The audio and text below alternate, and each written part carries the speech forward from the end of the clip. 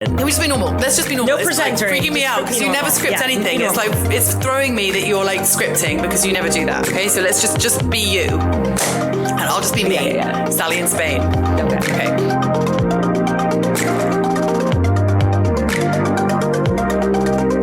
Welcome to State of the World. I'm Sally Lockwood in Spain this week on the road. And I'm Tara Palmeri in New York. And on this episode, we are going to talk about Gaza and the horrors that are happening there. And good to have you with us, Tara, because I know you've been sick. I didn't expect you to be here today. Honestly, I woke up this morning and I was like, I'm not feeling good, but I do think that we need to keep covering this war. It's so important.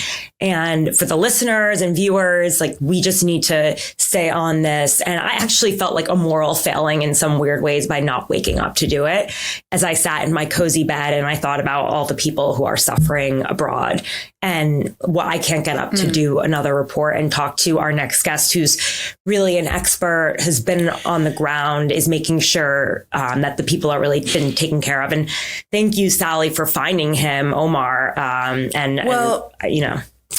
I feel like I don't give you much choice a lot of the time. You know, I think if it's left to me, we'd be doing Gaza every week. So This week, just for background, I messaged Tara again. And we've had this conversation many times before where I say we need to do Gaza this week. I know there's lots of other stuff happening with Ukraine and Russia and, you know, lots of other stuff happening in the world. But things that just seem to be going from bad to worse. I mean, we've known for a long time that the humanitarian situation is dire, that aid hasn't been getting in for a long time. And then the aid blockade was lifted in May, but not fully lifted. You know, a trickle of what is needed is getting into Gaza. And then now it's reached an even more kind of desperate point because the whole system of distributing aid to Palestinians in Gaza has changed. And it's been described as a death trap, this new system of distributing aid, because there have been several deadly incidents around these aid sites where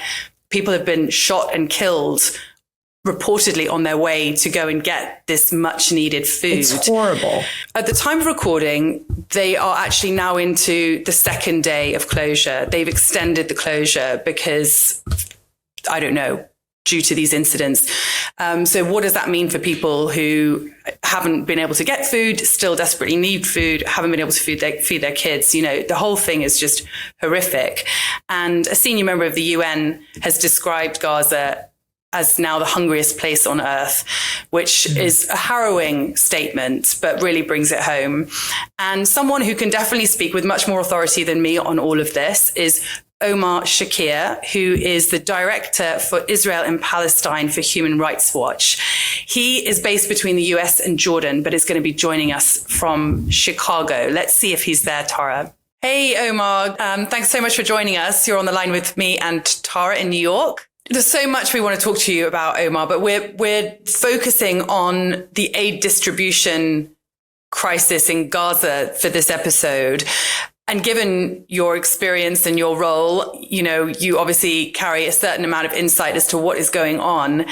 Can we just begin with asking you the latest in terms of what's happening in terms of aid distribution and just how bad have things got?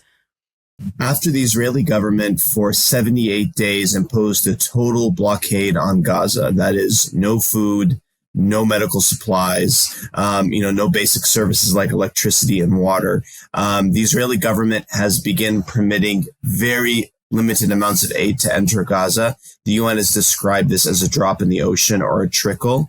And this has been distributed by a new foundation, the Gaza Humanitarian Foundation.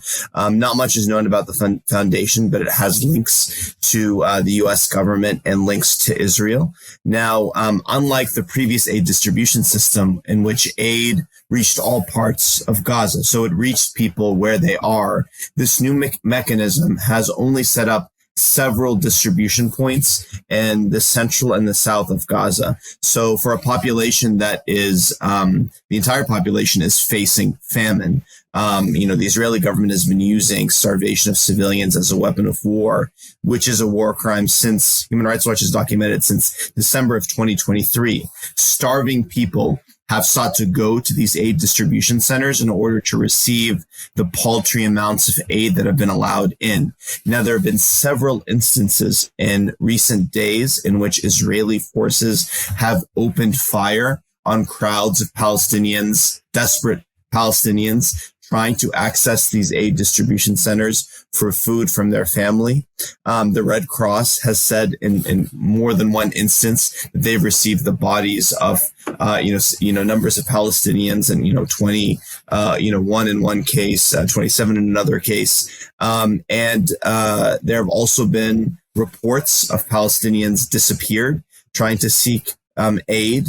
And of course, the entire UN operation, many people can't reach these distribution points. They either are injured, they're older people, people with disabilities, they're afraid of the risk of forced displacement. Nearly all of Gaza's population has been forcibly displaced. So, many remain starving. Many have been killed trying to access the aid. The Israeli government is seeking to control who eats, when they eat, where they eat, as part of its strategy. And this strategy amounts to a war crime, a crime against humanity, and actually acts of genocide. So, Omar, just for people who aren't familiar with the aid situation in Gaza, until now, the main supplier of aid has been the UN, along with other international organizations. And that has now changed in the last week or two. Essentially, this new organization called the Gaza Humanitarian Foundation, backed by the US and backed by Israel, they are now solely in charge of distributing aid in Gaza, or are there other partners involved still as well? Yeah, look, there's not a lot of clarity, right? The UN organizations still have significant amounts of aid waiting at the border. They have been allowed to get small amounts of that aid in since Israel lifted the total blockade and allowed some aid in. So there have been efforts to try to get some of that aid in. But for the most part, the Israeli government has been clear that this new mechanism will be the primary way to get aid in. So yes, Palestinians in Gaza, even before October 2023, 80% of the population relied on humanitarian aid. And this is the result of Israel's, 17-year closure of Gaza, in which it imposed sweeping restrictions on the entry and exit of goods. And obviously that crisis multiplied many times over following the October 7th Hamas-led attack. So yes, the UN, entities like UNRWA, the World Food Program, other NGOs, we're primarily providing food. They were doing so via supporting bakeries that exist in Gaza when supplies are allowed in, hot kitchens, and other shelters that many people are forced into. So until now, aid was distributed by the UN across Gaza to the population that needed feeding. But now there's only 4 distribution sites that are open by this new organization. And so Palestinians now have to travel to get their food, to get aid. And obviously 4 sites for 2 million people is not enough. And that's, according to reports, it sounds like it's caused absolute chaos. Can you just describe why that is so controversial that they're now doing it this way and why it's proving to be such a problem? It's been described by a senior member of the UN as a death trap. Yeah, so look, about over 70% of Gaza as we speak today is under either evacuation orders or has been deemed essentially a no-go zone. So, aid organizations have an obligation around the world to engage in impartiality, neutrality, and really to let the aid reach people where they are. The risk with this program, and the UN has said it as such, is that it contributes to forced displacement. It helps the Israeli government achieve its objectives. It's already ethnically cleansed entire parts of Gaza, right? And so it's clear that this aid distribution mechanism is part of its military strategy, which contravenes the principle of neutrality. You don't have to take my word for it. The former executive director of the Gaza Humanitarian Foundation resigned the day before the program was due to come into effect, citing the inability to comply with these principles. So the risk here is the Israeli government has said directly that its current military operation, and by the way, this aid mechanism came into place, around the same time as the new military operation began, that what it wants to do is concentrate the Palestinian population into a tiny sliver. Gaza is already a tiny sliver. We're talking about 40 by 11 kilometers for 2.2 million people, one of the most densely populated areas on earth. Now it wants to concentrate that population about 25% of the territory. So if you're using an aid mechanism that only provides aid in these little pockets where the Israeli military anyways wants to concentrate people and no aid is getting anywhere else, then obviously you are using this aid as a tool of forced displacement. And of course, the risk is the Israeli government is also not just said it's going to concentrate the population, it's also established a bureau of voluntary immigration. And senior Israeli officials have said directly the objective is to get Palestinians out of Gaza. Obviously, if they're concentrated in a small area, it makes it much easier to eventually get them out of Gaza, which would amount to an alarming escalation of ethnic cleansing, acts of genocide, and crimes against humanity. Omar, I wanted to ask you about some of these really deadly shootings at the sites. I'm on TikTok, I'm on Instagram. Everyone, they're blaming all different types of people for these shootings. It was Hamas, it was Israel. I was hoping you could break down what's happened ever since this new distribution center came through. Who have been the perpetrators of these crimes? How is this happening? I saw in one article, the IDF said, we were just shooting to warn people that the site was over here, but it may have hit people. But what's happening on the ground? What are you hearing? Yeah, look, the first thing is to say, part of the reason why Human Rights Watch has warned about the use of private military contractors, which is what the Gaza Humanitarian Foundation is relying on for security, is because it is very difficult historically to hold them accountable. In the case of Iraq, there is a case involving the Abu Ghraib prison where contractors were involved. We're still, 20 years later, this case is still pending without resolution, right? And that's the case for Notorious. Reports of abuses in Iraq and Afghanistan, right? So to answer your question, the Israeli government, first of all, has said with the most recent incident of shooting on June 3rd that they opened fire on the crowd. They denied the reports about earlier shootings, right? But eyewitnesses, doctors, even the Red Cross, which is very careful with their language, they received, bodies of Palestinians, scores of bodies over the course of multiple days. And they have said every single surviving witness said they were shot trying to access the aid distribution points and searching for food. So again, we don't at this point, so soon after the event, Human Rights Watch hasn't been able to do a full investigation and publish our own findings. But we have heard the testimonies of witnesses. We have seen what doctors have said. We've seen what people themselves have said. And the Israeli government has acknowledged firing on these crowds. And this didn't just start last week, right? The Israeli government, people forget.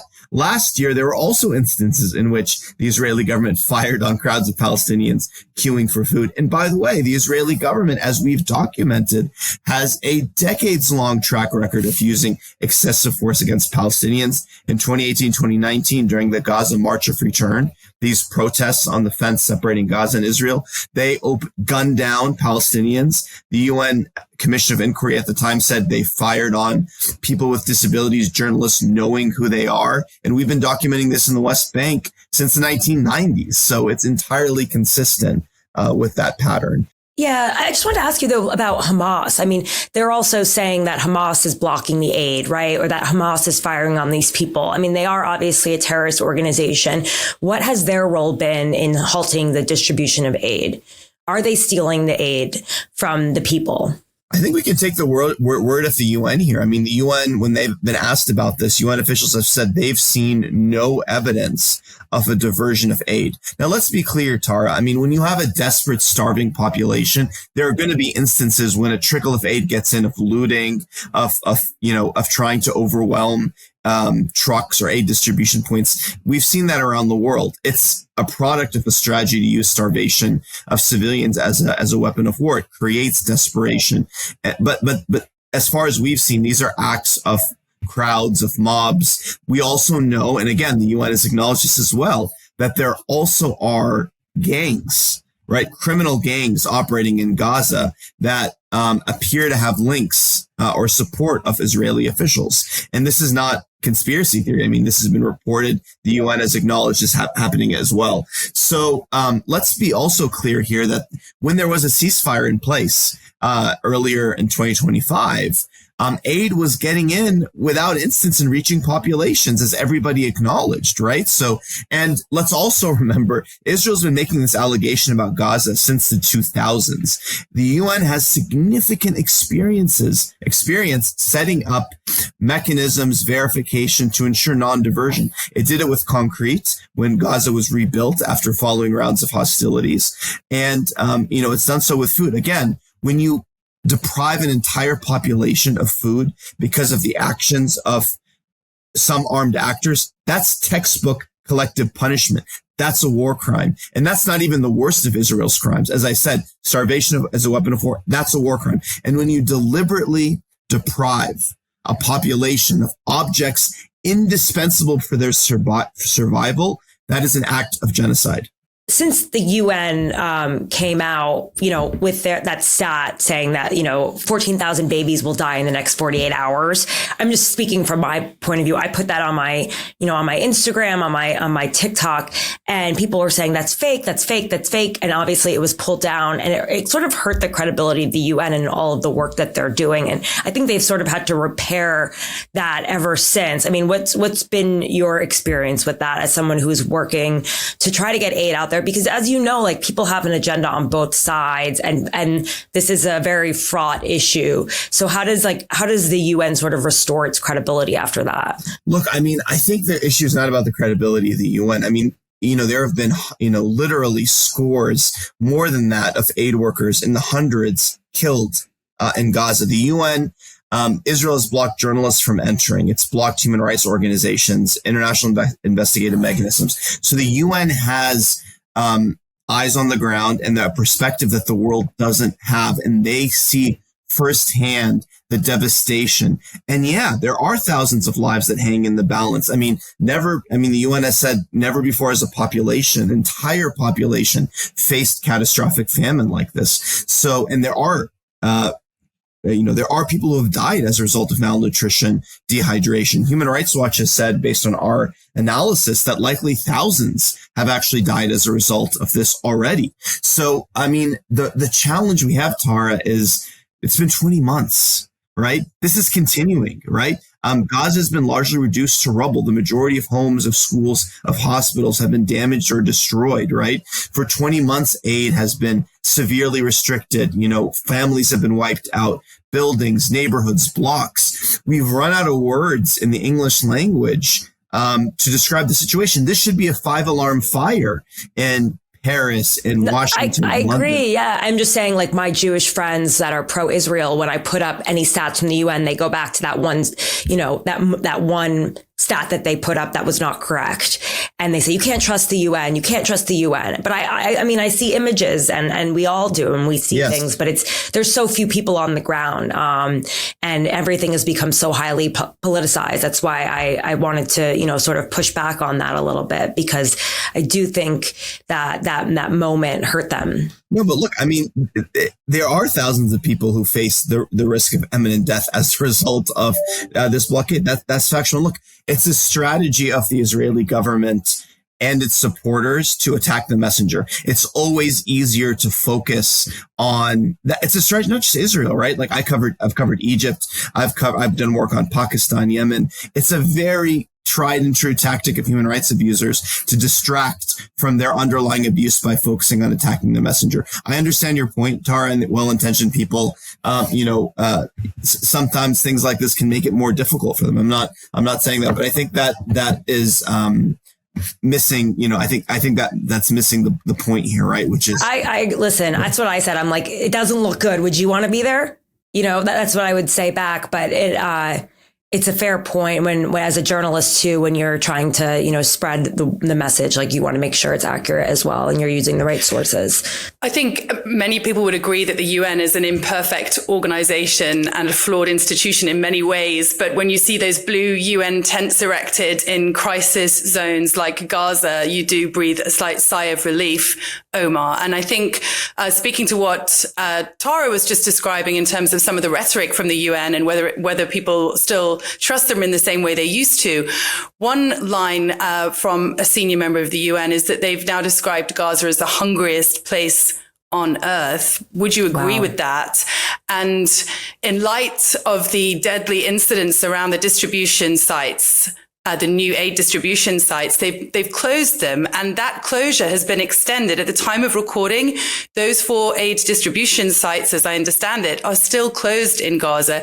How worrying is that, and how much worse is that making the situation? How desperate are things getting, Omar?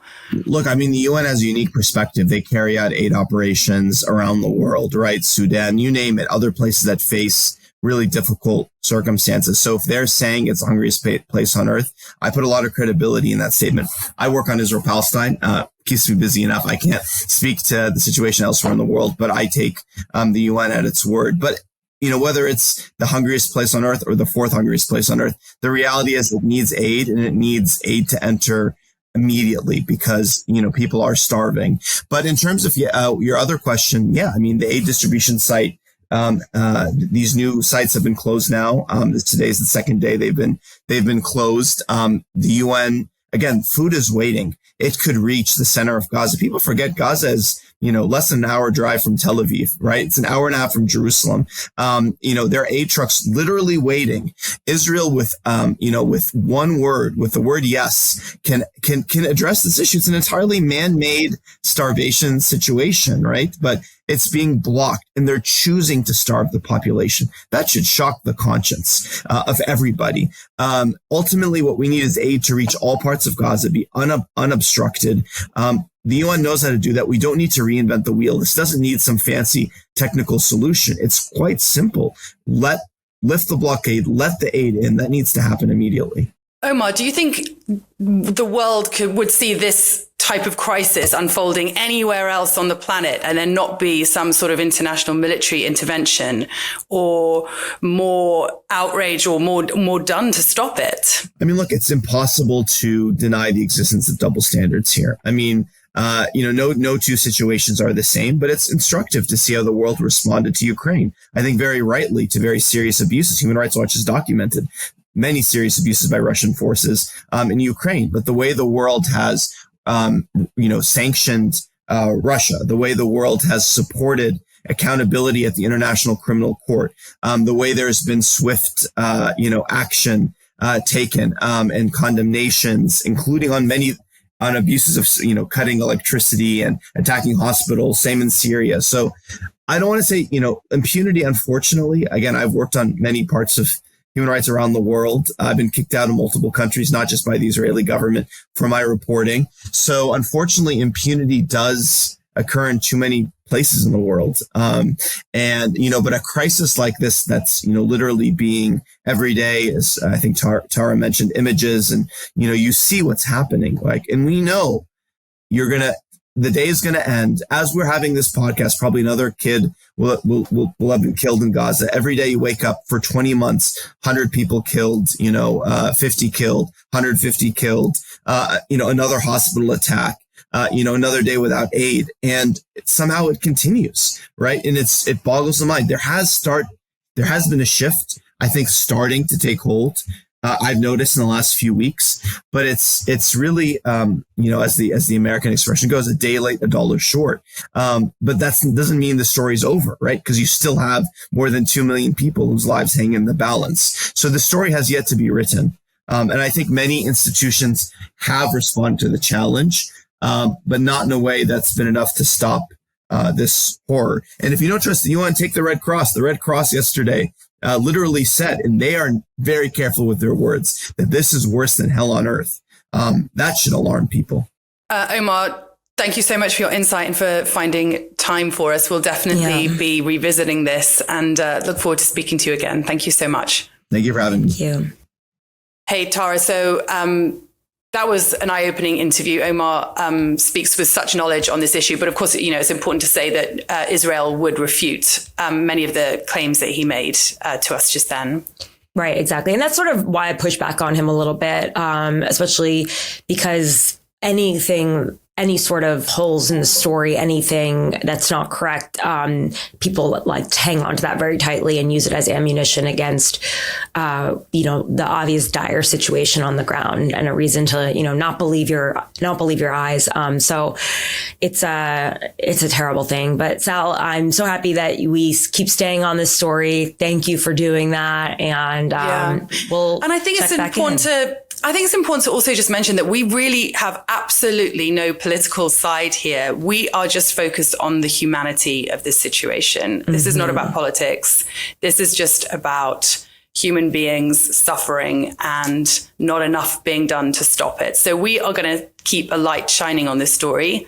And I'm sure we'll have to revisit it again, T. But good to see you. Thanks for getting out of bed for us. You've been so sick. No problem. Now I'm up and at it. I'm getting work today again. Welcome back. Thanks. And I'll see you next week. Thanks for watching, guys. Please subscribe, share, comment, like if you haven't already. That's normally your patter. Tara, I don't do it quite as well with my British accent, but we love your support. Thanks very much, guys. And do share this with your friends if you've enjoyed the episode.